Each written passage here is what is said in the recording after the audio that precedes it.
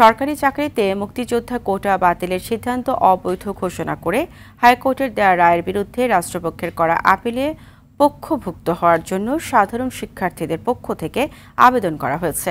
Appeal বিভাগের chamber জজ আদালত বিষয়টি নিয়ে শুনানি হতে পারে আজ। সাধারণ শিক্ষার্থীদের পক্ষে ঢাকা বিশ্ববিদ্যালয়ের সাংবাদিক সমিতির সভাপতি আল সাদি ভুইয়া এ আবেদন করেন। এর আগে ৫ জুন হাইকোর্ট কোটা বাতিল করে সরকারের ঘোষিত প্রজ্ঞাপন অবৈধ ঘোষণা করা হয়।